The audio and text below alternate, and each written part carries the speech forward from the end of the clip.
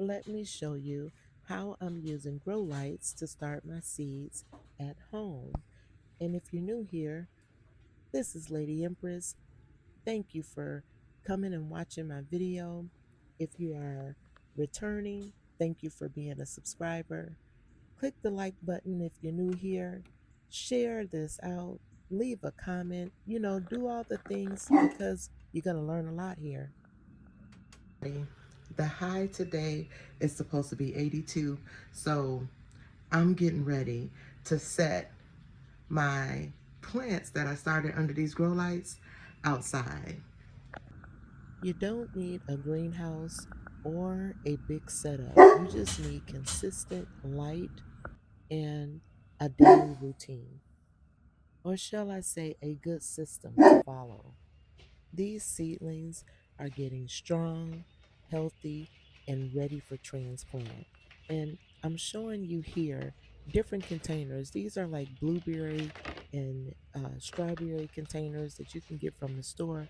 I tend to keep a few in the house, like these have been around for a long time because you can utilize these things to create a humidity dome for your plants, especially if you're growing peppers. Peppers love it hot and they love the humidity, especially to get the seeds going. Now, these seedlings are getting the light that they need each and every day, okay? Not only from the grow lights, now that we have good temperatures, I'm able to sit them out and they are getting light from the sun. This is called like the hardening off process. But let me say this, even if you have not had sprouts, you can set your trays outside if you've planted the seeds. If you got good sun, you can set them out there, let the sun do his work, his business, and I guarantee you're going to see those seeds starting to pop sooner than if you just had them under grow lights alone. So, what I'm doing is moving all of my trays out.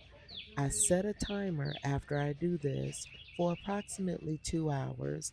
I do 2 hours for 1 week, then the next week I move it up and may do 3 hours, you know, and this is not every day that I sit them outside.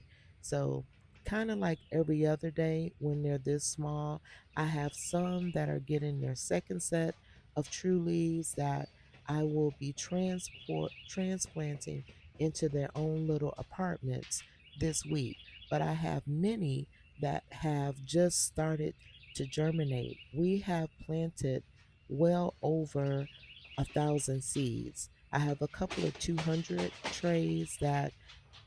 cell trays that I've gotten from Bootstrap Farmer. I have another set of 72 trays, and then I have other little 16 cell and 6 cell trays because I just kind of keep good trays when I have them. If they didn't tear up the previous season, I'll keep them, wash them up real good, stack them up so that they're ready for me to be able to use come the next season. Now, let me say, if you're growing in home under grow lights can make a big difference. Now, I haven't always lived in a southern climate.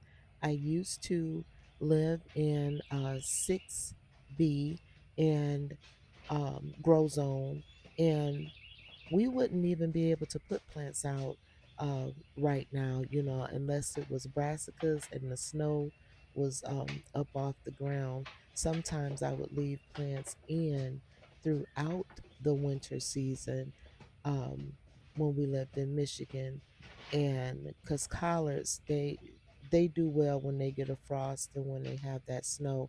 But we're not talking about there; we're talking about here. So these seedlings I will be putting out in the next couple weeks, but we're going to up pot them and some will be available on Marketplace. Now I'm going to take the time to name some of the items that you will need for a in-home grow setup system. Here what you see I have four different 600-watt grow lights, which are square, and they are the multicolor with the purple hue. And that, I'm gonna tell you, it really helps to green them up. And I have, like I mentioned earlier, bootstrap farmers, 200 cell trays. What you see me using here is a spray bottle because you'll want to make sure I that you scared keep you. the soil on top moist. I also have, you see that green box on the shelf? That is what the grow mats, I mean, the heat mats came inside, and those are it linked in my Amazon store front. Everything that I use, all the tools I use, will be linked right here so that you're able to go and price those items and see, what best suits you. But like I said, a spray bottle, you will need a fan because a fan helps create the wind blowing that they feel when they're outside. Now, this sun was hot, so I had to make Listen, sure that they were sprayed down. What I'm showing you here are the heat mats. And depending on what you're planting, that would be the setting that you keep it in. The bubble wrap you see there, I cover my cell trays with that to create a humidity dome. You see the fan is a clip-on fan to create a draft of wind. You see the box that the heat mats. I have some water bottles. The four boxes that the grow lights came in, some additional 72 cell trays. You see the water bottles. I use those for starting so that I can measure out how much liquid I'm actually giving my plants each day. This black additional rack, this is a rack that we took from one of our cane corso cages, one of the old cages that we don't use anymore. This stainless steel cart you see is available also in my storefront. And above, I keep all of my fertilizers and things, different things that I use outside on the top shelf. This is video of all of what we have coming up right now.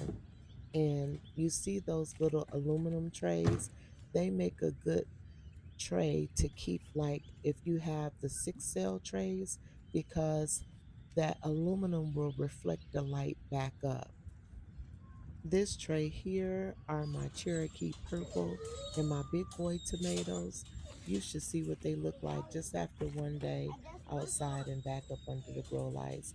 These are all the different hot peppers, some of them. That's the dill pepper from Baker Creek and some cayenne peppers. And here I just wanted to show you the setup during the evening time. These are the first germinated sweeties, and everything is growing strong. Get you some grow lights. This was Lady Empress. Garden yourselves accordingly.